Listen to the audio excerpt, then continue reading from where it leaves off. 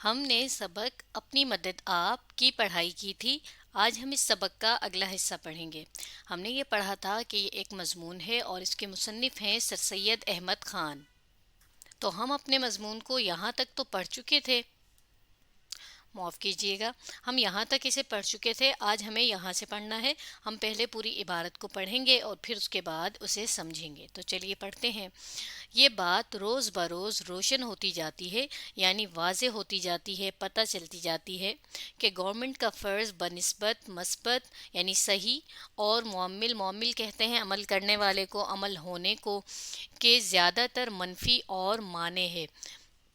منفی یعنی نفی میں اور معنی یعنی رکاوٹ، اور وہ فرض جان اور مال اور آزادی کی حفاظت ہے، جبکہ قانون کا عمل درآمد دانشمندی یعنی سمجھداری سے ہوتا ہے تو آدمی اپنی جسمی اور ذہنی محنت کے ثمر کی جمع ہے، اور ثمر آپ جانتے ہیں پھل کو کہتے ہیں، اور یہاں پھل سے مراد ہے اپنی محنت کا جو بھی فائدہ ہے، بے خطر حز اٹھا سکتا ہے، یعنی بنا کسی ڈر کے وہ اس کا فائدہ لے سکتا ہے۔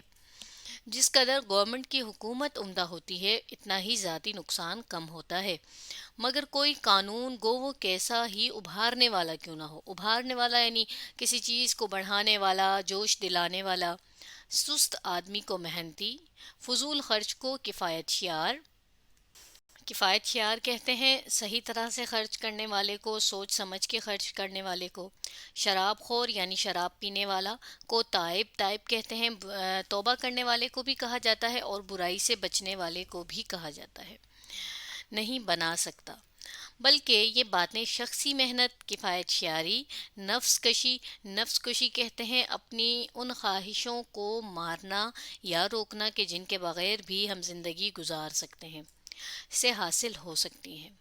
قومی ترقی، قومی عزت، قومی اصلاح عمدہ عادتوں، عمدہ چال چلن، عمدہ برتاؤ کرنے سے ہوتی ہے، نہ گورنمنٹ میں بڑے بڑے حقوق اور اعلیٰ درجے حاصل کرنے سے۔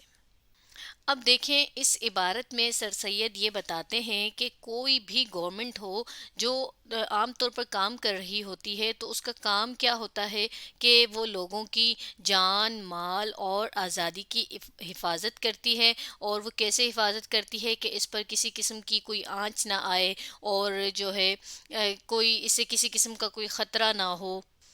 اور اس کے علاوہ ہم یہ بھی کہہ سکتے ہیں کہ سر سید کے نزدیک گورنمنٹ کا فرض زیادہ سے زیادہ یہ ہوتا ہے کہ وہ عوام کی جان، مال اور آزادی کی حفاظت کرے، اور کوئی بھی چیز جو ان کے لیے خطرہ ہو ان کو روکتی ہے۔ اس لیے انہوں نے یہاں پر جو منفی اور معنی کا یہ جو لفظ استعمال کیا ہے، یہ اسی معنوں میں استعمال کیا ہے۔ اور پھر یہ کہتے ہیں کہ اسی طرح جب یعنی جتنا زیادہ کسی ملک کے چلانے کے اصولوں کو عقل مندی سے، سمجھداری سے، سوچ سمجھ کر بنایا جائے گا، اتنا ہی زیادہ اس ملک کے لوگ اپنی محنت کا فائدہ اٹھا سکیں گے۔ اب اس کی ہم مثال یہ لے سکتے ہیں کہ ایک شخص کاروباری ہے تو اس کو معلوم ہے کہ کاروبار سے ملنے والے فائدے کو اس سے کوئی چھین نہیں سکتا، یوں وہ اپنی محنت سے ملنے والے فائدے کو خود پوری طرح استعمال کر سکتا ہے۔ اسی طرح جتنا زیادہ ملک کا انتظام اچھا ہوگا اتنا ہی ملک کے لوگوں کو اپنے کاموں میں نقصان کم ہوگا۔ اس کا ایک مطلب یہ بھی ہے، یہاں پر حضرت اٹھانے سے ایک مراد یہ بھی ہے۔ لیکن آگے ہم پڑھتے ہیں کہ مگر جب اس ملک کا رہنے والا بندہ ہی ایسا نہیں چاہتا تو پھر حکومت یا قانون کیا کر سکتی ہے؟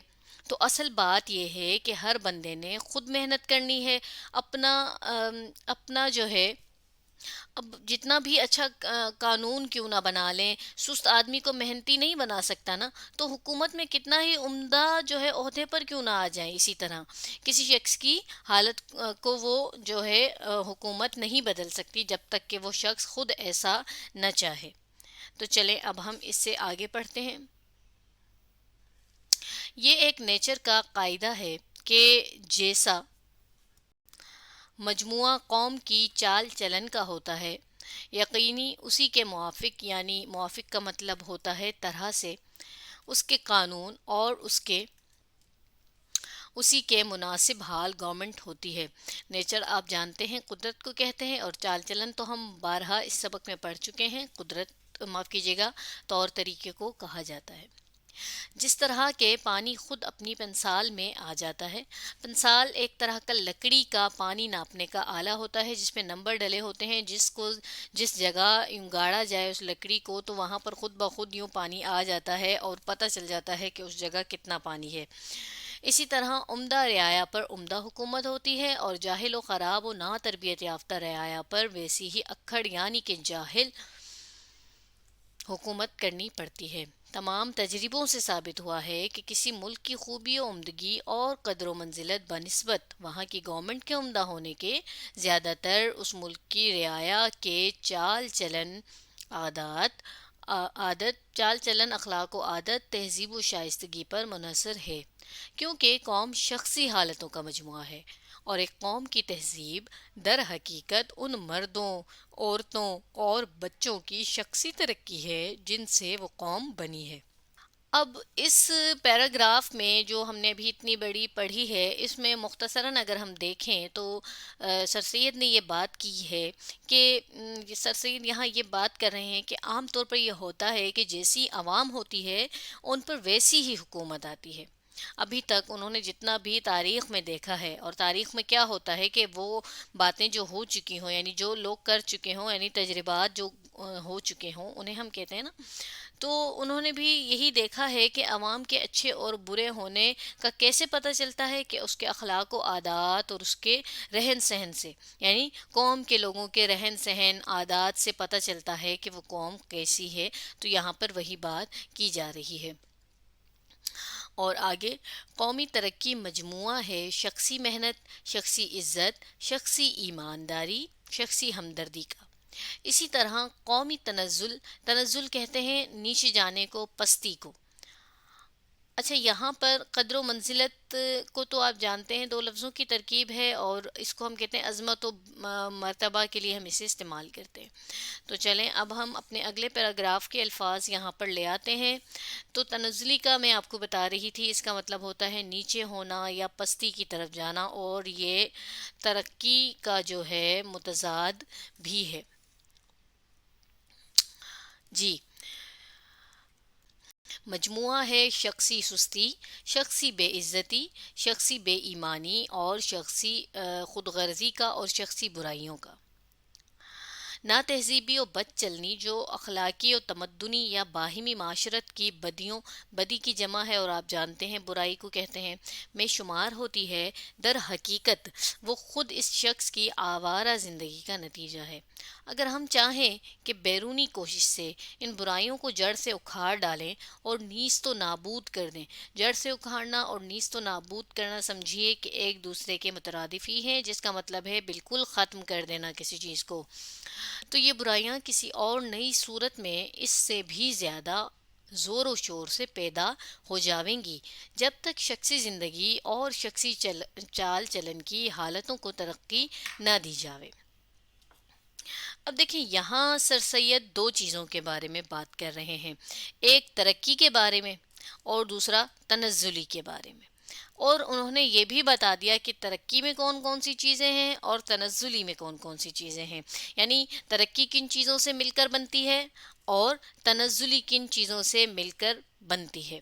جیسے کہ ہم اگر اس بات کو یوں سمجھیں کہ دیکھیں سر سید کے بقول انہوں نے اس طرح سے کر کے ہمیں بتا دیا کہ ترقی میں یہ سب چیزیں شامل ہیں، کیا کیا ہے کہ محنت ہو انسان میں، عزت کا خیال ہو، ایمانداری ہو اور ہمدردی ہو۔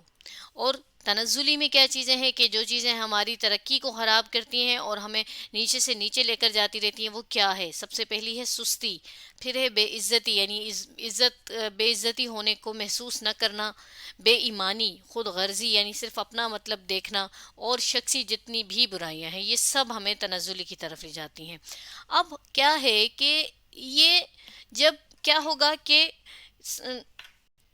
کسی قوم میں یہ چیزیں کیسے آئیں گی؟ پہلی بات تو یہ ہے نا کہ کسی قوم میں یہ چیزیں کیسے آئیں گی کہ جب اس قوم کے لوگوں میں یہ چیزیں ہوں گی، اور لوگوں سے مراد یہاں کیا ہے؟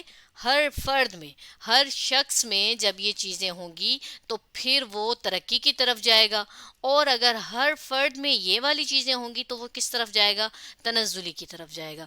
تو یہ جب ہر فرد میں ہوں گی تو افراد سے مل کر ہی کوئی قوم بنتی ہے، اور جب وہ قوم بن جائے گی تو پھر وہ قومی اس کی یہ برائیاں ہو جائیں گی، اور اسی طرح قومی یہ برائیاں ہو جائیں گی، اور اگر یہ ہوں گی تو قومی یہ اس کی اچھائیاں کہلائیں گی۔ تو یہاں پر سر سید نے اصلاً یہ بات کی ہے جو ہم نے الگ سے بھی سمجھ لیا اس کو۔ تو کیا ہوا کہ معاشرے میں جو برائیاں ہوتی ہیں وہ اگر ہم غور کریں تو وہ انسان کی برائیاں ہوتی ہیں۔ کسی انسان کی برائی معاشرے کو برا کرتی ہے، جب وہ ایک انسان سے دوسرے میں، دوسرے سے تیسرے میں، یوں وہ پورے انسانوں میں پھیلتی جائیں گی تو وہ پورے سب انسان مل کر ہی تو معاشرہ بناتے ہیں نا۔ پھر کیا ہے کہ اب اگر ہم بات کر لیں اس بیرونی کوشش کی، تو بیرونی کوشش سے یہاں مراد ہے سر سید کی، یہاں بھی دو مراد ہیں۔ ایک ہے اس وقت کی حکومت، اور جس وقت یہ مضمون انہوں نے لکھا ہے اس وقت کون سی حکومت تھی؟ انگریزوں کی حکومت تھی۔ اور دوسری ہے اس میں کوئی اور انسان، ٹھیک ہے؟ تو وہ کیا بات کہہ رہے ہیں کہ انگریز جو اپنے انگلستان کا، اپنی جگہ کا قانون یہاں پر لے آئے اس ملک کو چلانے کے لیے، اس ملک کو سدھارنے کے لیے، انہوں نے سخت سے سخت جو ہے قانون بنایا ہر چیز کا، لیکن کیا اس سے کوئی فرق نظر آ رہا ہے؟ وہ کیا ہے؟ وہ ایک بیرونی کوشش ہے، اوپر سے آئی ہوئی، باہر سے آئی ہوئی کوشش ہے نا۔ تو ایک تو یہ ہے، اور پھر یہ کہ کوئی دوسرا شخص آ کر ہمیں ٹھیک کرے تو تب بھی ایسا نہیں ہو سکتا۔ کیوں نہیں ہو سکتا؟ اس کو اگر ہم ایک مثال سے سمجھیں، مثال کے طور پر ایک شخص کو رشوت لینے کی عادت ہے، یعنی وہ کسی سے غیر قانونی کوئی قیمتی چیز یا پیسے لے کر اس کا کام کر دیتا ہے، ایسا کام کہ جو قانونی نہیں ہے۔ تو اس شخص کو اگر قانون کے ڈر سے وہ یہ کام چھوڑ بھی دے تو کیا ہوگا کہ وہ کسی اور برائی میں مبتلا ہو جائے گا۔ کیوں؟ کیونکہ یہ اس کی عادت ہے، اور ہو سکتا ہے کہ وہ اسی رشوت لینے کی عادت کو مزید کسی اور شکل میں اختیار کر لے۔ تو یہ ہے، اور اسی طرح یہ کیسی برائی ہے؟ اب یہ عادت میں شامل ہے، جب یہ عادت میں شامل ہے تو اس کو کوئی اور نہیں بدل سکتا، بلکہ اس کو اس شخص نے خود ہی بدلنا ہے۔ جب تک کہ وہ اسے خود نہیں بدلے گا تب تک کہ وہ اپنی اس حالت کو نہیں بدل سکتا، اور نہ ہی وہ ترقی کر سکتا ہے۔ تو ترقی کے لیے اس پیراگراف میں جو مین چیز سر سید نے بتائی وہ کیا بتائی؟ کہ شخصی چال چلن، یعنی شخصی طور پر ہر فرد کا جب چال چلن یعنی کہ طور طریقہ جب ٹھیک ہوگا، اچھا ہوگا، وہ اسے بہتر کرے گا تو تب ہی قومی طور پر بھی وہ ترقی کر سکیں گے۔ قومی ترقی کے بارے میں ہم نے یہاں شروع میں پڑھا ہے نا۔ تو آج ہم نے سبق اپنی مدد آپ کی پڑھائی کی، اب اگلی ویڈیو میں ہم اس سبق کا اگلا حصہ پڑھیں گے۔ آپ اس ویڈیو کو دوبارہ دیکھیے اور اس سبق کو سمجھنے کی کوشش کیجیے۔